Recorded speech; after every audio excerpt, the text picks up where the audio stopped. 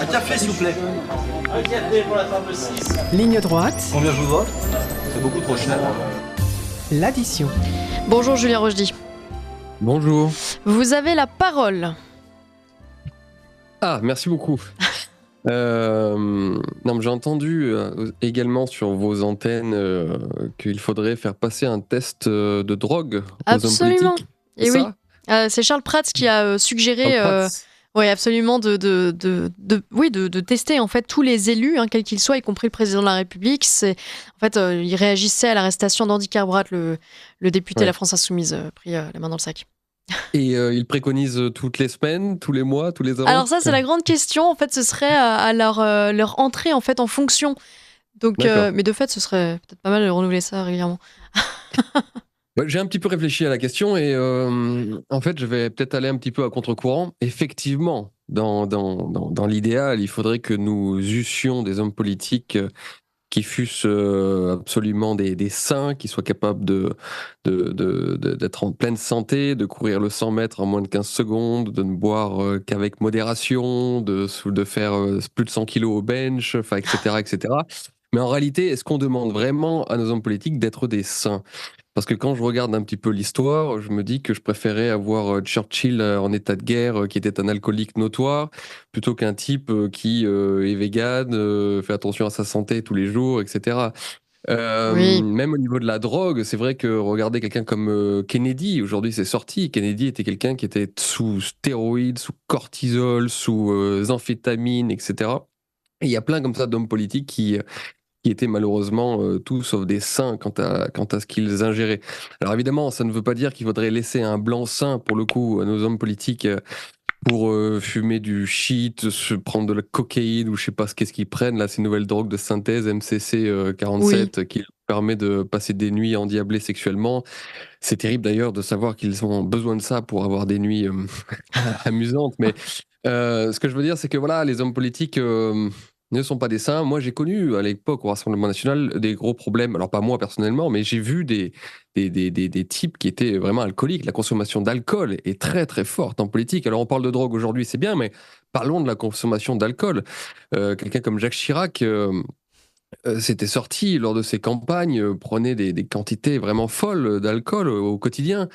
J'ai vu vraiment de mes yeux vus des hommes politiques au niveau local se torcher la gueule littéralement tous les soirs, mais pour faire campagne, ne serait-ce que pour faire campagne, aller voir dans les popotes, aller discuter avec les gens, prendre le petit verre de blanc par-ci, le verre de bière par-là. Enfin, c'est des choses qui sont assez effarantes. Et c'est vrai que si on ajoute à cela une nouvelle consommation qui est celle de la drogue, qui appartient peut-être davantage aux nouvelles générations, parce que je crois que le type qui s'est fait arrêter, là, le député nantais de LFI, est plutôt jeune, il me semble qu'il a une trentaine d'années, c'est ça? Oui. Je sais pas quel âge il a Donc exactement. voilà, si vous ajoutez au vieil alcoolisme français qui existe déjà depuis longtemps, hein, je veux dire, il y a des rapports sur l'alcoolisme ravageur de nos campagnes en France qui datent de 1900. Hein. Je me rappelle d'un livre qui avait fait fureur pendant la Seconde Guerre mondiale, un livre de Rebatté, qui est un livre évidemment politiquement incorrect, mais qui raconte un petit peu, à l'instar de Céline d'ailleurs, les désordres absolus qui sont causés par l'alcool dans nos campagnes. Je veux dire, maintenant, on ajoute à tout cela un nouveau type de consommateur, un nouveau type de consommation qui est la drogue. Et évidemment, nos hommes politiques qui sont un petit peu les symptômes de notre société finissent par tomber eux aussi là-dedans. Donc, tout ce que je veux dire, en fait, c'est que même si, encore une fois, on préférerait avoir des hommes politiques qui soient en bonne santé et qui n'aient pas besoin de toutes ces conneries pour simplement fonctionner et vivre, on attend surtout de nos hommes politiques qu'ils soient efficaces. Voilà, qu'ils soient efficaces, qui aient le sens du devoir, etc. Et moi, ce que je préférerais faire passer à nos hommes politiques, c'est d'abord un test de QI, et puis un deuxième test qui serait un test de culture générale. Ce qui nous permettrait immédiatement de licencier plus des trois quarts, à mon avis, des députés LFI, ce qui serait pour nous intéressant. C'est sûrement vrai. Mais voilà, en fait, d'abord, essayons d'avoir un personnel politique qui soit au niveau, ce qui n'est pas le cas. Et d'ailleurs, je pense qu'il ne faut pas se tromper entre la cause et la conséquence. Si nous avons des hommes politiques qui ont besoin de se torcher ou aujourd'hui de prendre des drogues, c'est précisément parce qu'ils ne seront plus du tout au niveau, qu'ils ils sont pas très intelligents. Il n'y a qu'à voir le déclin du niveau du politique moyen français. que ce soit en termes de langage, en termes de richesse de vocabulaire, de vivacité des idées. Il n'y a qu'à écouter les débats à l'Assemblée nationale, ils sont assez catastrophiques désormais. Et cela a une conséquence majeure sur tout le reste, puisque regardez, quand vous avez des Emmanuel Macron qui ont besoin aujourd'hui de payer des centaines de millions sur le dos du contribuable français, des agences de réflexion du type McKinsey, qui sont simplement des agences de conseil. Pourquoi ? Parce qu'il n'y a plus de personnel politique assez intelligent et assez compétent pour venir assister les présidents, les ministres, les hommes politiques en place, et ceux qui sont en front line, comme on dit, ceux qui sont directement face aux médias et face au peuple. Il n'y a plus de personnel politique assez compétent pour assister tous ces gens-là. Et donc, ils s'en remettent à des cabinets de conseil parce que l'ensemble, je vous dis, de la classe politique est médiocre. Donc voilà, c'est une réflexion plus générale. Je vous dis, désolé, c'est pas très Non, mais ciselé comme réflexion, mais on a d'autres tests à faire passer à nos hommes politiques avant des tests de drogue. Voilà. Mais vous avez raison de dire, Julien Rochdy, qu'effectivement, il y a un problème général, il y a un ensemble de choses qui ne vont pas, il y a le niveau, effectivement, il y a les addictions dont vous parliez, mais au-delà de ça, il y a l'exemplarité des hommes politiques. Et je pense que c'est ça que voulait dire Charles Prats, c'est-à-dire qu'au-delà des addictions de chacun, alcool, drogue, il y a d'abord la drogue, c'est illégal, consommation de drogue, puis là, en l'occurrence, concernant Handicap Bras, il l'a acheté à un mineur, donc il alimente en plus un trafic. Je pense que c'est plus ça que Charles Prats voulait, même s'il en a fait une généralité, du coup, puisqu'il dit faut tester tout le monde, etc.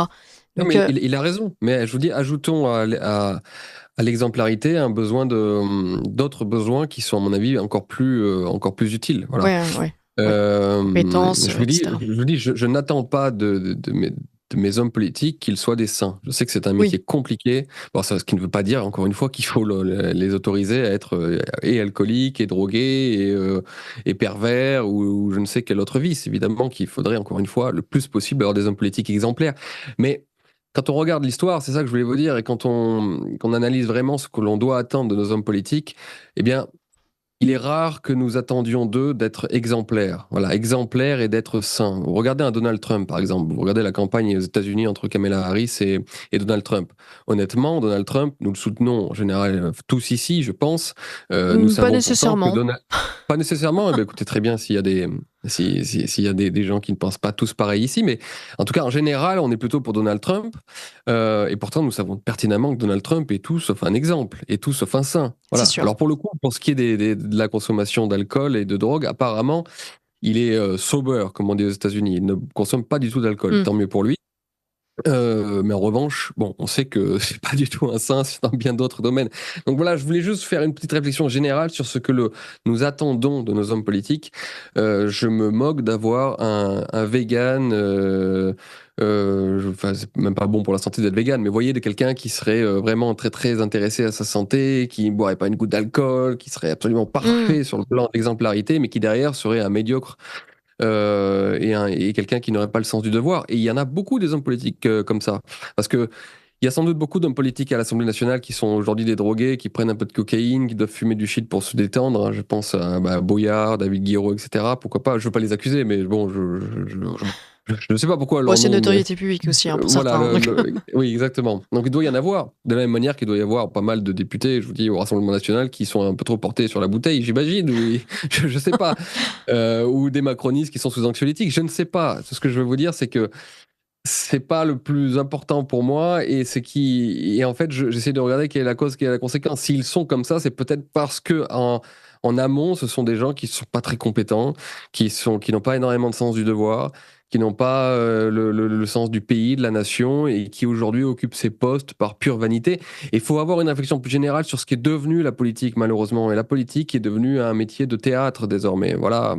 Oui, je crois que la politique est un métier. En fait, on va retrouver autant de drogués dans les hommes politiques que nous en avions hier chez les stars. Vous saviez, chez les stars, c'était bien connu. Chez les acteurs, il y avait beaucoup de drogués, d'alcooliques, de gens qui avaient une mauvaise vie.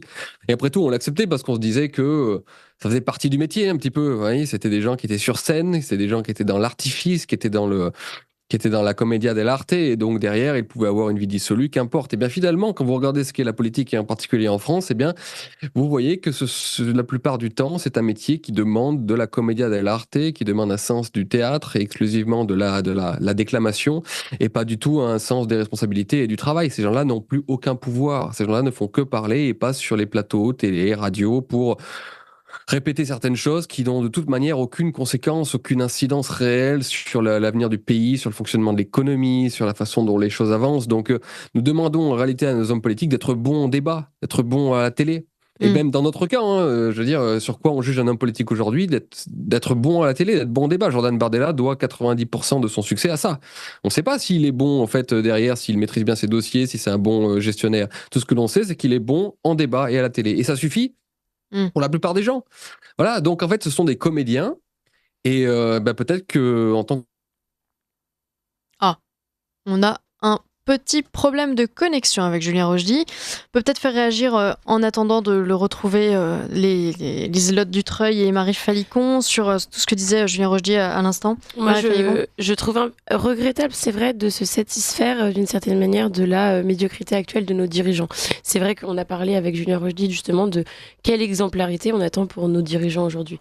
Et à mon sens, doit-on justement, et là je rebondis vraiment sur ce que venait de dire de toute façon Julien Rochdy, mais doit-on se satisfaire que nos dirigeants respectent seulement la loi, soient seulement décents, ou faut-il chercher justement qu'ils fassent preuve de vertu, qu'ils fassent preuve même d'héroïsme d'une certaine manière. C'est aussi là qu'on attend, je pense, nos dirigeants.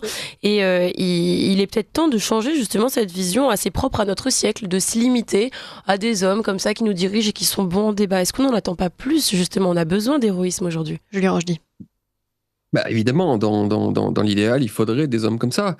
Mais il n'y en a plus beaucoup, et il n'y en a plus beaucoup même dans la société, en fait. Vous voyez bien que l'héroïsme est en déclin partout. Je veux dire, combien a-t-on d'exemples de gens qui détournent le regard devant une agression ou devant quelque chose de très mauvais, comme voilà, on préfère baisser la tête et on préfère avancer et faire ces petites magouilles. Moi, je me rappelle d'un entretien de quelqu'un qui travaillait avec Chirac, je me rappelle plus son nom, mais qui disait que si Chirac avait été élu, c'est parce qu'il, même si les Français savaient que c'était un resquilleur, savaient que c'était un menteur, savaient que c'était un voleur, en fait, les Français avaient voté pour lui parce que finalement, la plupart, pas tous les Français, mais beaucoup de Français étaient également dans leur vie personnelle des resquilleurs, des petits menteurs, des petits voleurs. Alors évidemment, qui s'identifiait à la médiocrité d'une certaine voilà. manière. Alors je dis pas qu'il avait totalement raison, mais et c'est un discours qui n'est pas populiste, donc qui ne me vaudra pas les suffrages, mais c'est vrai qu'il y avait quand même un petit peu de ça. Regardons dans nos vies personnelles, il y a beaucoup de gens qui magouillent, qui resquillent, qui font un petit peu des petits trucs comme ça. Ça fait partie aussi du caractère français, malheureusement, et c'est la raison pour laquelle finalement on peut passer pas mal de choses à nos hommes politiques parce qu'ils nous ressemblent. Voilà. Et là, c'est quand vous regardez typiquement à mon avis, l'électorat de LFI. À mon avis, il y a pas mal de gens qui ne sont pas du tout choqués par la prise de drogue de certains de leurs députés, si vous voyez ce que je veux dire. C'est intéressant ce que vous dites, Julien Rochdy, parce qu'on pourrait même faire un parallèle, alors ça va peut-être vous surprendre, avec François Hollande. François Hollande, tout le monde l'a détesté, c'était le président le plus détesté de la Ve République. Aujourd'hui, il revient... Monsieur Moyen, il revient sur le devant de la scène. On apprend qu'il n'a fait qu'un vote depuis le début de son mandat, c'est vraiment déplorable, et en même temps, il est adoré par les jeunes. Il fait le buzz sur les réseaux sociaux, il revient... Ah oui, non, mais il est vraiment... Faut le suivre, faut le suivre sur TikTok, etc. François Hollande, il est à la mode, quoi. Ça y est, on oublie tout et c'est un nouveau personnage parce qu'il est rigolo, parce qu'il a bonne réputation, parce que voilà. Donc on se dit, mais vraiment, en fait, on est capable d'oublier l'incompétence d'un homme et de s'attacher à une espèce de charisme. Enfin, c'est bizarre de dire ça concernant François Hollande, mais et de fait, quand vous le rencontrez, il est drôle. C'est un petit bonhomme qui va vous raconter blague sur blague, qui va se moquer de tas de personnalités, ça va vous faire sourire et ça le rend sympathique. Il y a ça aussi quand même. Alors vous venez de me donner une raison supplémentaire de ne pas être sur TikTok, merci pour voir ça. Mais au-delà de ça, oui, on est exactement dans ce que nous étions en train de dire, à savoir que il y a une identification à monsieur moyen, à monsieur médiocre, et finalement on préfère ça, mais vous voyez ça souvent, même sous les... Je veux dire, les gens attendent des personnes qui leur ressemblent ou qui sont à leur niveau, ou pire encore, qui sont sympas. Moi, c'est quelque chose contre lequel je m'énerve depuis très longtemps. J'ai arrêté la politique en partie pour ça, parce que ça m'énervait. C'est que on attend de nos hommes politiques d'être sympas, d'être souriants. Et pour moi, l'apparition du sourire en politique est vraiment l'un des symptômes les plus graves de notre insignifiance. Si vous voulez, on n'attendait pas du général de Gaulle qu'il fût sympa et souriant. Est-ce que vous imaginez le général de Gaulle faire campagne ? Bonjour, bonjour. Non. Vous voyez, c'était pas comme ça à l'époque. On attendait de nos hommes politiques un air grave, un air sévère. D'aucuns ont appelé ça un air maussade. Nos hommes politiques n'étaient pas sympas, ils faisaient la gueule. Ouais. Et le Pékin moyen ne pouvait pas s'identifier à un homme politique parce qu'il était censé incarner justement un héroïsme, une certaine grandeur, quelque chose qui était très éloigné justement du français moyen. Et quand on attend de la politique, qu'on attend même au-delà de nos journalistes, de nos influenceurs, des personnes qui sont censées nous représenter et réfléchir, qu'on attend d'eux qu'ils soient sympas, qu'ils aient l'air d'être proches du peuple et souriants, alors même que souvent les gens qui sont comme ça d'apparence ne le sont pas du tout en réalité. Hein. Voilà, j'entrerai pas là-dedans, mais les types que j'ai vus dans ma vie qui paraissaient les plus sympas et les plus proches du peuple étaient les gens les moins sympas et les moins proches du peuple. Pas toujours. Exactement. Par exemple, ça permet aussi de faire passer leurs idées. Par exemple, je compare deux personnes du même parti politique pour le coup. Éric Zemmour, très grave, justement, parce que voilà, dans cette posture très professorale, on va dire. Et puis à côté, Sarah Knafo aujourd'hui, toute souriante dans les plateaux télé, mais avec les mêmes idées et la même gravité derrière aussi. C'est intéressant parce qu'on voit, enfin, il y a deux manières de faire passer les idées. En l'occurrence, elle a choisi la manière plus sympa, comme vous dites. Plus agréable, en tout cas. Moi, je ne juge pas un homme sur ses sourires. Et à la limite, c'est presque l'inverse. Quand un homme sourit trop, homme ou femme, je veux dire, quand quelqu'un me sourit trop, j'ai plutôt tendance à m'inquiéter. Mais apparemment, les Français préfèrent ça. Ils préfèrent le mec sympa à la Hollande et qui rigole et qui fait campagne comme ça. Bonjour, votez pour moi. Ça va bien. Imaginez le général de Gaulle ou Napoléon être tout sourire comme ça et voter pour moi. Ça ne marche pas, vous voyez. Oui, Elisabeth Dutreuil. Justement, Julien Rochdy, puisque les Français préfèrent ça, et d'ailleurs c'est un discours qu'on entend, justement, on veut des gens qui soient plus proches du peuple, on en a marre de cette classe d'énarques. Quand on parlait justement des arguments assez simples de sélection de candidats, par exemple au moment de l'élection d'Emmanuel Macron, la première, on entendait beaucoup « Ah oui, mais il est beau ». Fallait vraiment parler aux femmes de 40-50 ans, mais il est beau. Donc effectivement, si les Français attendent ça et qu'aujourd'hui le constat c'est qu'il nous faut l'exact opposé, comment on fait ? Est-ce qu'on arrête la sélection par les urnes, Julien Rochdy ?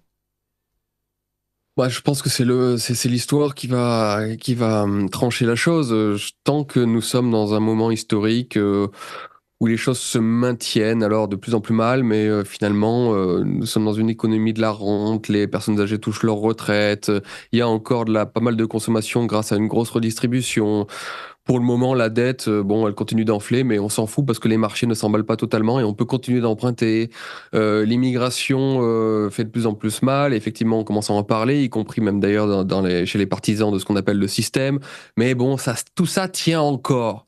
Donc, tant que ça tient, on peut se permettre on peut se payer le luxe d'avoir des hommes politiques médiocres et d'avoir des hommes politiques qui sont élus parce que finalement, ils ne vont pas bouger grand-chose. Donc, on le sait instinctivement et inconsciemment. Et puisqu'on veut des politiques qui ne veulent pas bouger grand-chose, on prend le mec sympa, rigolard, beau ou que sais-je encore. Parce que voilà, finalement, au fond de nous, on n'a pas vraiment envie que ça change. Au fond de nous, au fond du peuple français dans sa majorité, j'entends. Alors, si vous parlez à chaque Français individuellement, il va vous dire « Ah oui, il faut que ça change ». Mais en réalité, non. On vit dans un moment historique où il faut que les choses se maintiennent tant bien que mal. Et en plus, le pire, c'est que si on regarde l'avenir et qu'on se dit que la démographie ne va cesser de vieillir, on sera encore plus dans cet état d'esprit. Parce qu'un vieux, par nature, ne veut pas que les choses changent. Même s'il va râler le matin au café, en réalité, fondamentalement, il ne veut pas que ça change. Donc on risque en plus d'affronter ça encore pendant de longues années. Mais si jamais il devait y avoir un changement radical et brusque et que d'un coup la situation devenait intenable, eh bien vous verrez, ça changera très vite et par conséquent on aura besoin d'hommes politiques à la hauteur. Mais nous n'en sommes pas là encore, je vous dis. Franck. Est-ce que, en parlant du personnel politique qui se dégraderait, est-ce que cette chose-là n'a pas commencé à partir du passage du septennat au quinquennat, qui a beaucoup mobilisé les politiques pour que leur mandat se renouvelle souvent et que du coup, à peine arrivés, ils sont déjà en campagne. Et puis, on est passé aussi peut-être de l'époque de la politique à l'époque de la communication, tout simplement. Aujourd'hui, c'est la recherche du buzz, les renoncements, les petites phrases. Et puis, peut-être à souligner aussi qu'il y a une grosse majorité de gens, paraît-il, qui font leur choix de vote quelques jours avant le scrutin, en entendant un débat, une petite phrase qui parle ou effectivement un beau costume. Non, mais il y a plein de petites choses comme ça qui expliquent la déréliction du personnel politique. Effectivement, non, mais vous avez raison, le passage... le passage aussi dans l'ère de la communication qui était aggravée par les plateaux de discussion continue, par les chaînes d'information continue. Effectivement, lorsque vous êtes invité pour parler tous les jours de tout et n'importe quoi, d'un million de sujets que par nature vous ne pouvez pas maîtriser, eh bien, on change d'air. Voilà. Imaginez encore une fois le général de Gaulle passer sur faire un média par jour. Ouais, c'est pas possible. Imaginez le général de Gaulle commenter tout et n'importe quoi parce qu'un jour il serait, je sais pas moi, sur CNews, le lendemain sur BFM, le surlendemain chez vous, le jour d'après sur TF1. Ça ne marcherait pas. Donc nous demandons effectivement, nous avons besoin aujourd'hui de communicants parce que pour être bon dans cet exercice, il faut non pas des hommes politiques sérieux, mais des communicants. Et c'est ce que je vous disais quand je vous parlais des hommes politiques qui sont sélectionnés sur le seul critère aujourd'hui du passage télé, quoi, du fait d'être bon à la télévision ou non. Mais d'une manière générale, il faut là encore essayer de regarder les choses sur le long terme. Le déclin de l'intelligence politique vient de loin et il est lié aussi au déclin de l'éducation nationale, au changement de l'ère du livre au numérique. Voilà, les hommes politiques sont les symptômes et sont la résultante de l'ensemble de la société. Et voilà, et nous déclinons tous au niveau de notre vocabulaire, au niveau de notre syntaxe, au niveau de notre cognition, au niveau de plein de choses. Et les hommes politiques n'ont pas de raison d'échapper à ce phénomène collectif. Et après, alors, pour moi, la chose la plus, quand même... la contingente la plus frappante qui explique ce déclin du personnel politique, c'est que désormais, la plupart des gens intelligents, cultivés, partent dans le privé, à la sortie des grandes écoles, partent faire autre chose que politique. À une époque, alors plutôt ancienne aujourd'hui, mais quand même, à une époque, il était très valorisé d'être sénateur, d'être député, d'être même ministre. Ça l'est encore un peu, mais de moins en moins, honnêtement. Aujourd'hui, quand vous avez les capacités intellectuelles pour gérer beaucoup de gens, pour être un homme, un chef d'entreprise, eh bien, vous partez précisément dans le privé, vous partez dans l'entreprise, vous partez ailleurs que dans la politique, parce que la politique n'a très peu de pouvoir, n'a que très peu de pouvoir aujourd'hui. Elle est désormais très surveillée par Mediapart, etc., et même par le public, et tant mieux pour ça. Donc en fait, vous pouvez même plus, je vais parler très crûment et de façon très prosaïque, mais vous pouvez même plus faire vraiment du pognon en politique. Donc vous pouvez pas faire de pognon, vous êtes sous le feu des critiques en permanence, parce que tous les médias parlent de vous tout le temps. Votre métier, encore une fois, ne consiste qu'à être bon à la télévision ou à la radio. Vous pouvez même plus, comme avant, avoir 50 maîtresses, faire un peu de blagues de côté, mettre un peu d'argent de côté, etc. Donc, je veux dire, quand vous avez la possibilité, en sortant d'une grande école, d'avoir vraiment du pouvoir au sein d'une grande entreprise ou d'une multinationale, etc., de gagner de l'argent et d'être tranquille d'un point de vue de votre vie privée, ben voilà, quand vous êtes intelligent et que vous pensez à votre intérêt, malheureusement, puisqu'il n'y a plus d'héroïsme, hélas, eh bien vous partez plutôt de ce côté-là. Et donc ne reste pour la politique que les médiocres et que les seconds, voire les troisièmes couteaux. Voilà, c'est un constat horrible, mais c'est ainsi. Maintenant qu'on a parlé du niveau des politiques, on peut parler aussi des conséquences. Est-ce qu'il faut responsabiliser davantage pénalement en fait, nos dirigeants politiques? On parle beaucoup de dettes en ce moment et de scandales d'État. Il y a eu une commission d'enquête qui a été lancée, adoptée par l'Assemblée nationale, avec Éric Coquerel, Éric Ciotti. Là-dessus, est-ce que cette enquête peut... certainement, mais doit aboutir à des condamnations? Est-ce qu'il faut être beaucoup plus ferme avec ces responsables politiques qui, malgré peut-être un niveau inférieur à celui qu'on a pu connaître il y a des décennies, mettent la France en attendant dans un état lamentable, quoi? C'est une idée, mais qui fixerait ce qu'il serait interdit de faire ou non? Parce que typiquement, le problème, si vous parliez de la dette, faire exploser la dette française devrait être condamnable et condamné, je suis d'accord. Mais au moment, si vous voulez, où les hommes politiques prennent ces décisions ou laissent courir justement la dette, à ce moment-là, les Français soutiennent ces politiques-là. Donc Ils ne après, soutiennent pas forcément toutes les décisions prises dans certaines instances. Par exemple, le quoi qu'il en coûte lors de la folie covidienne. Ah oui. Personne n'aurait pu être contre parce que les Français en avaient besoin, notamment les entreprises françaises. Le Covid, c'était il y a quelques années. Aujourd'hui, en fait, la dette a explosé. Même l'an précédent, il ne s'est rien passé. L'année dernière, rien ne justifie que la France soit à ce point endettée. Il y a eu l'Union européenne qui a pris des décisions. Alors, on parlait de l'Ukraine la semaine dernière, on ne va pas en reparler, mais avec un chèque de 35 milliards accordé à l'Ukraine, tout ça, très bien. La France doit payer 18% de chaque chèque signé par l'Union européenne. C'est absolument colossal. C'est-à-dire qu'on va se surendetter. Alors, il y a des combats qui valent peut-être la peine de dépenser de l'argent, mais là, vu l'état considérable de la dette française, est-ce qu'il est légitime, logique de dépenser autant d'argent pour ça Oui, pour ça, il y a plein d'autres domaines qui sont absolument scandaleux. Tout le système français est un système basé sur la corruption, la bureaucratie, et une corruption légale, j'entends, une bureaucratie, et puis une redistribution. C'est l'un des gros problèmes de notre économie. Jérôme Fourquet l'explique très bien, c'est que nous avons opté pour une économie de la consommation plutôt que sur une économie de la production, et par conséquent, une grosse partie de la croissance française est basée sur une consommation elle-même permise par la redistribution. Voilà. Donc en fait, notre système vraiment est vermoulu, je veux dire jusqu'aux os, c'est assez catastrophique. Il y aurait énormément de choses à assainir. Le problème, c'est que je vous dis, tous les Français veulent réduire la dette et qu'on arrête de dépenser n'importe comment jusqu'au jour où on leur dit que il va falloir rogner sur telle ou telle aide, telle ou telle subvention. Et puisqu'on a habitué les Français à vivre de cette façon,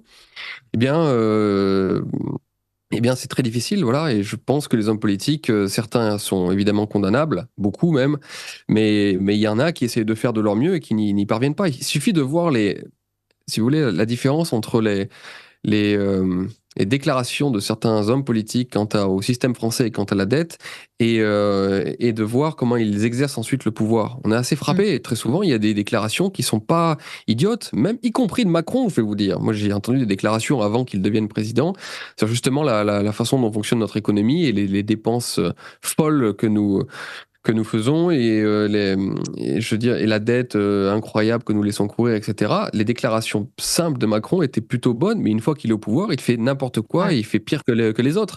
Et en fait, ce n'est pas le seul. Et donc, c'est là qu'on se dit que le problème est systémique et qu'il faudrait une réforme générale, complète, générale de tout le système français. Parce que bien sûr, on peut, comme vous venez de dire, réduire les dépenses, réduire ce que l'on donne à l'Ukraine, à l'armée, à l'Union européenne. On peut évidemment sortir de tout rôle international en cessant d'assumer un rôle de grande puissance et de se recroqueviller sur nous-mêmes pour payer les retraites et notre système social et plus rien filer à l'Union européenne, à l'Ukraine, comme je vous ai dit, à l'Afrique, etc. Oui, on peut faire ça, très bien. Mais ça ne fera que retarder le problème. Le problème reviendra dans 2 ou 3 ans, 5, 10 ans, parce que le problème est systémique et il est interne à la France. Donc l'homme politique, le politicien démagogue peut vous dire, oui, regardez, on pourrait solver notre problème parce que si on réduisait notre contribution à l'Union européenne de ceci à cela. Mais la vérité, c'est que ça ne suffit pas. Et qu'il faudrait une réforme générale, voilà. Une réforme générale, et pour ça, il faudrait un autre personnel politique, ça c'est certain. Géorgie, toujours en lien avec ce niveau, il nous reste 4 minutes environ. Le déplacement d'Emmanuel Macron au Maroc avec une délégation de 122 personnes, délégation dans laquelle figure Yacine Bellatar, le grand Yacine Bellatar, François-Marie Bagné, photographe condamné en 2016 pour abus de faiblesse sur Liliane Bettencourt, et l'ex-député LRM Majid El Guerab, condamné en 2022 pour violence. Vous savez, ce député qui avait frappé à coups de casque un autre député, si je ne me trompe pas. Voilà, donc ça, c'est la diplomatie française. Julien Rochdy, un petit mot là-dessus peut-être pour conclure. Nous parlions de dégénérescence de nos élites, enfin du personnel politique, mais je crois qu'on peut du coup l'étendre à nos élites et nos élites culturelles également, ce qui c'est quand même assez terrible. Et ça me fait penser, quand j'ai vu l'information ce matin, Ça me fait penser à la pauvreté de notre enrichissement culturel lié à l'immigration. Vous voyez, parce que, en fait, le Maroc est un très vieux pays qui possède une élite intellectuelle, économique et culturelle qui est de très bon niveau. Voilà. On l'oublie très souvent parce que nous avons beaucoup de Marocains en France qui n'en font pas partie, et donc on voit souvent plus les désagréments de l'immigration marocaine. Mais en réalité, lorsque vous allez au Maroc et que vous vous intéressez à l'histoire de ce pays, vous vous apercevez que c'est un très vieux pays qui est plus vieux que la France d'ailleurs. C'est un des rares pays à être plus vieux que la France, et qui possède encore une fois une aristocratie intellectuelle, économique qui est de très très grande valeur. Et finalement, dans le cadre d'une mondialisation et d'une immigration très importante entre le Maroc et la France, des échanges internationaux, des échanges économiques et culturels qui auraient dû être vraiment très forts depuis la colonisation, on aurait pu imaginer qu'aurait pu naître une élite franco-marocaine, encore une fois, de très grande valeur. Et quand on voit ce que Macron est capable d'amener pour représenter ces échanges finalement entre le Maroc et la France, eh bien on est frappé de stupeur et on trouve ça scandaleux en fait. C'est assez terrible malheureusement. On n'a pas été foutu de produire une élite franco-marocaine qui soit de qualité. Et à mon avis, cela condamne totalement l'immigration et tout discours sur l'enrichissement mutuel, parce qu'on s'aperçoit finalement que l'élite française était bien meilleure sans l'immigration, et que l'élite marocaine n'a pas besoin de l'immigration ou quoi que ce soit pour être de qualité. Et le mélange par l'immigration du Maroc et de la France produit non pas de grandes personnalités, de grandes élites, de grands aristocrates qui auraient des choses à apporter au monde, mais ça produit des Yacine Bellatar. Donc je pense, à mon avis, que cela condamne totalement l'immigration, ça condamne totalement le rêve sur l'échange culturel et l'échange mutuel qui permettrait un enrichissement de concert. Voilà, là vous avez la preuve devant vos yeux que l'immigration ne sert à rien quant à la production d'élites intellectuelles et d'enrichissement mutuel. Écoutez, merci beaucoup, Gérogie. Peut-être Liselotte pour conclure cet entretien. Je pense que la façon de conclure, c'est qu'on attend le retour d'une forme d'aristocratie française, et puis on pourra peut-être parler une prochaine fois du coup de cet héritage de la Révolution française. Deux doigts de nous crier vive le roi dans le micro, Liselotte. Non, une aristocratie française, pas forcément. Le véritable scandale, c'est quand même qu'Alexandre Benalla, qui a des origines marocaines, n'ait pas été invité à cette délégation avec Macron. Quand même. Ah, vous avez parfaitement raison. Oui. Bellatar a remplacé Benalla. Génial, c'est beau, ça rime. Merci beaucoup. On a perdu au change pour le coup. Benalla a beaucoup de défauts, mais il a servi la France sur 2-3 petites choses. Contrairement à Bellatar, qui à mon avis, lui, à part servir son estomac, ne sert pas grand-chose. Benalla a plus de coffres. Bravo. Ouais, voilà. Merci beaucoup, Julien Rochdy. À la semaine prochaine.